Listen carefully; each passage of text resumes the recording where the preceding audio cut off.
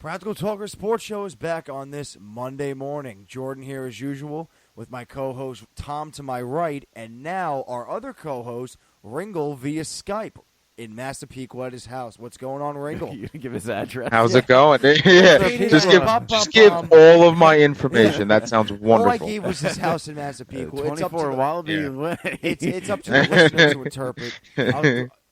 God, Should we throw out our location, Tom? No, well, someone's going to throw a brick through his window if he does one of his takes. Yes. It's going to hit me right in the face. Yes, we promised video from the first episode we did this summer, and now we got it through Skype, through the Spreaker app. Me and Tom are together at his house. Ringo is home at his address, which I'll leave out.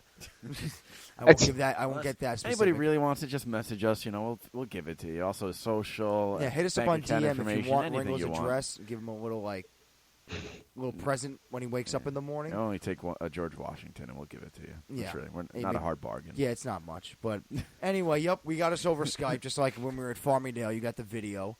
We have the video now. We're not in a studio, but now you get a glimpse into Tom's basement. We are on his couch with a nice backdrop behind us. Yeah, well, I'm waiting for. And I got a nice closet door you could see, so that's always fun. And if you're watching the video, you will recognize how we are holding the mics right to our mouth. It is the best way to pick it up. It won't pick up like this. You probably can't hear me that well right now. But if I talk into it like this, which you will see all of us talk into it like this, it picks up better. So don't question why we're holding the mics like this, or we will not be friends with you again. All right.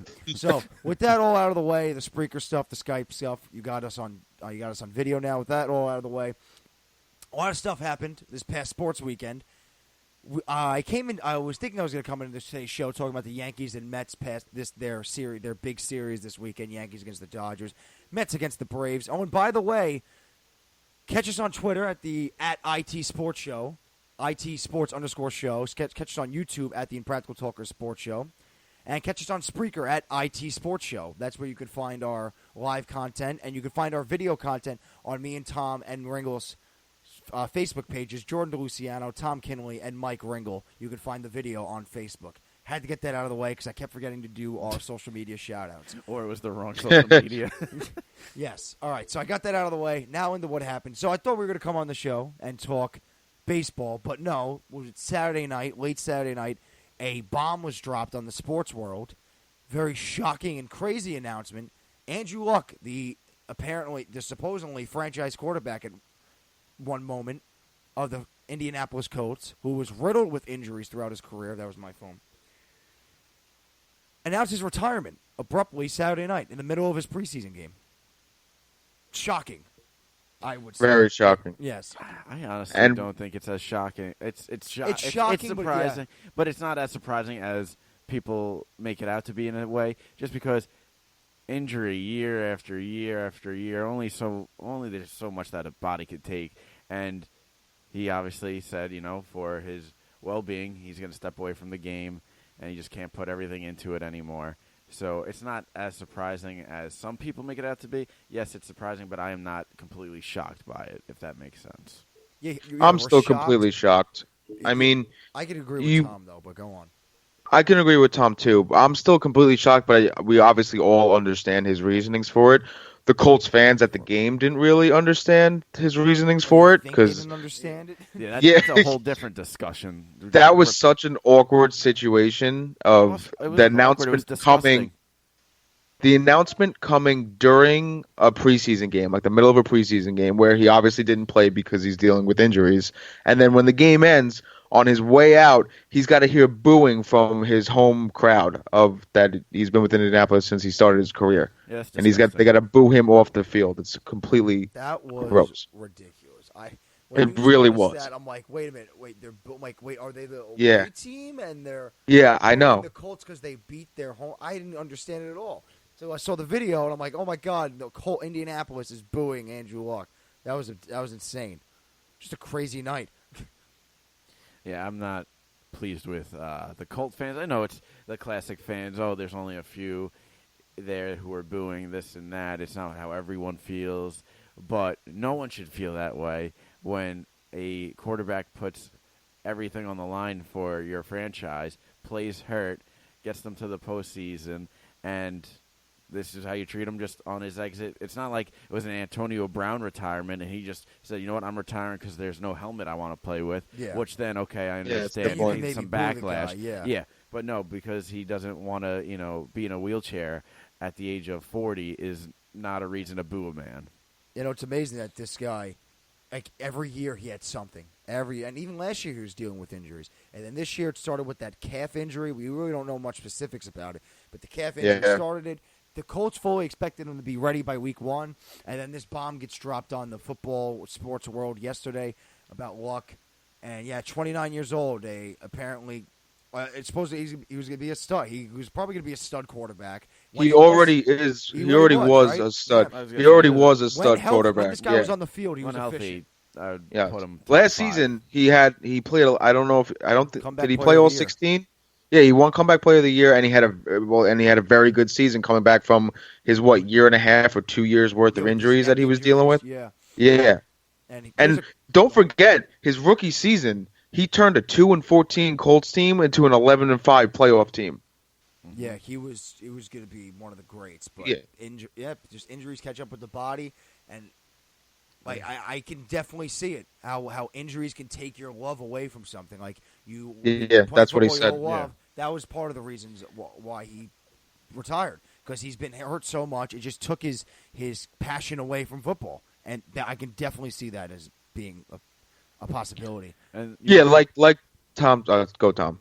Well, you were quickly mentioning, Jordan, about how he was going to be one of the greats, and he was on path to break records in my mind, just because in the first 6 or 7 seasons he was top 5 with touchdowns for everyone in the NFL history through the first 6 or 7 seasons. He was top 5 with yards. He was top 5 with many categories, so he was on path to, in my mind, break records and be one of the best of all time. Yeah, he was like one of the fastest quarterbacks to like X amount of touchdowns. Yeah. I don't remember the exact amount of touchdowns, but he was up there with like the Bradys and the Mannings. Mm-hmm. And a crazy fact here, Tom Brady has now outlasted Peyton Manning and Peyton Manning's successor. Yes. Yep. A little asterisk there, but But like still, you can't. It's not like Peyton Manning and Andrew Luck had two. Though? Is it really Andrew Luck? But it's not like Andrew Luck had a full career. I mean, he still played till he's 20. 6 years. Not like he lasted a year in the league or 2 years in the league. I know. I know. I know. Half an asterisk. In the Half. league still, and Andrew Luck is not. Yes, that's shocking too, because RG3 had technically the better rookie year, like with the stat lines and whatnot. But he did. He had the better rookie year. He did have the better rookie year, yeah. And then the following year, Andrew Luck blew him out the water, and RG3 just couldn't stay on the field with injuries. Yeah, and RG3 was out of the league at once. Now he's backing up in Baltimore, I'm pretty sure. He's still in Baltimore. Yeah. So, who would have thought after both of their sophomore years, who would have thought RG3 would be in the league longer than Andrew Luck? It's crazy, but it was one injury. It was like his calf, his ribs, his neck, his head. But you can't really consider it like that. Oh, RG3 is in the league longer. No, I think it's just crazy. I'm not like saying. Well, yeah, like I guess year-wise, okay. It's just only amount because of playing time and just games played. Just is they not might even be close. It might be close actually. Because look it up. Hurt so. I'm gonna look it up right now. Mm-hmm. I'm gonna look that up right now. But you look up RG3. I'll look up Andrew Luck. All right. Well, so while they're looking up games played and statistics on RG3 and Andrew Luck, just to see the disparity of playing time, in my mind, why RG3 is still playing. I got his numbers here. Yeah, because RG3 has been hurt numerous times. Yes, and he's been a backup ever since he left. Yes, Washington. so I don't think the amount of time he's been on that field is near Andrew Luck, and that's why Andrew Luck is retiring before RG3. We'll find out. Ringo, what do you got? I got it. I got it too. Okay.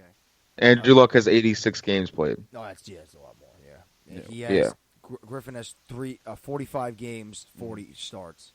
Nearly double. Yes, almost double. So nearly RG3 double. plays nearly as many games as Andrew Luck. We're not having this conversation. Yeah, if he even lasts that long, as many games. Right? Yeah. It's freezing, but I think it's all right. We'll see. We'll see when we play back.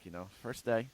Yeah, there's bound to be some, some glitches. When the audience does see the video, Ringo froze right now, but maybe he's not frozen. But he comes back. No. He froze at the beginning of the episode, but then he came I'm back. loyal. I'm loyal. He never goes away. I think I never go. Make it. But now the Colts coming in this year were definitely AFC favorite, AFC contender. Mm-hmm. Now they're down probably in the bottom of the barrel.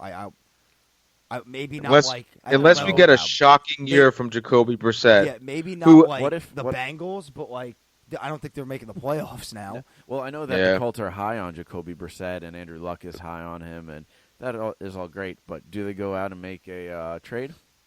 You think? A quarterback? Yeah. I don't. Who's out there to make a trade for? Well, that's what you got to think. Who's out there who's better than Jacoby Brissett? Maybe you call the Saints. Do you feel Teddy Bridgewater can give you a little bit of a upper hand instead of Jacoby Brissett? The Saints traded for Teddy Bridgewater, so I don't think they're going to want to trade him. Well, then they also have the versatile backup of Taysom Hill now. I don't think Taysom Hill is a actual. But they're not. That's the reason why they got Teddy Bridgewater, because they didn't want to leave it on Taysom Hill. Taysom Hill can play a couple plays. What if the Colts offer the Saints something that it would be hard to pass up on? Yeah, it's got to be really hard to pass up, but I don't think they're going to want it. They're probably not interested at all in getting rid of Bridgewater. Mm-hmm. If the Colts do make a deal, I can't see them just trading for someone that's going to automatically start over Brissett. If anything, it'd be someone that will compete with Brissett to win the job or whatnot throughout the season. I can't see them just okay, we got you, here you go.